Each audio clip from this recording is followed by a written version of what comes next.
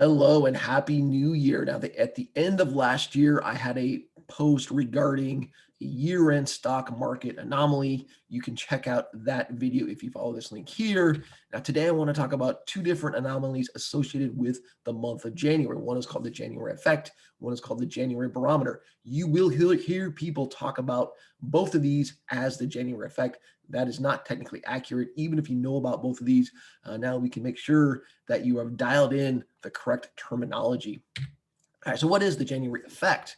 This is the effect that says the performance in the month of January is better on average than any other month of the year. This was introduced to us by Sidney Wachtel in 1942. He looked at small cap returns back to 1925 and found that they did very well in January compared to other months of the year. Others have also pointed out that this effect seems to be the strongest in the third year of a presidential term.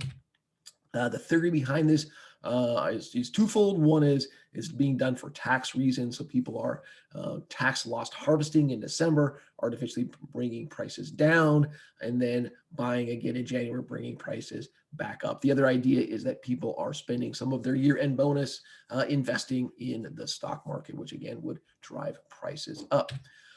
Keep in mind that the January can be up or down.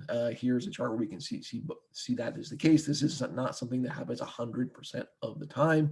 Also keep in mind that this is a global phenomenon. It appears to happen across the globe in different markets. This chart goes on. It's only here for illustrative purposes.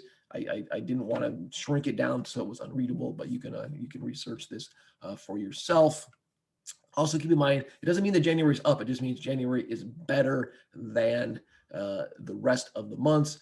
This does appear to be the case. Looking at this chart, feel free to pause it. This chart also indicates maybe that first decade of this century was the worst for this effect, but it seems to have improved slightly since then.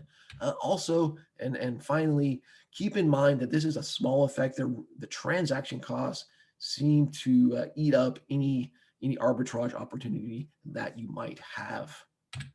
Now, what is the January barometer? Again, we're talking about performance. The idea here is that whatever happens in January predicts what happens for the rest of the year. This was introduced by Yale Hirsch in the Stock Traders Almanac. The year is a little unclear given that I've seen multiple dates mentioned.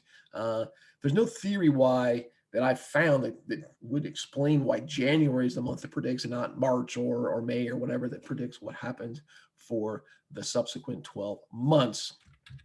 Now, if you look here, you can see that this does appear to kind of on average happen. You can see kind of the yellow dots telling us what happened in January, the blue bars telling what happened for the rest of the year. And in fact, if we look back in this time period from 1950 to 1984, we see that if the market was up, then the rest of the year was up 70% of the time. If the market was down, it was then down 90% of the time the rest of the year for kind of an average hit rate of 75%.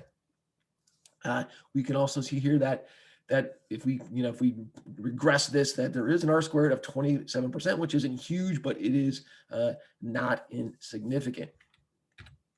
Now, keep in mind that after 84, that negative hit rate that was 90 drops to 50%, which is basically means it's meaningless. It's just a coin toss. Half the time it's right, half the time it's wrong.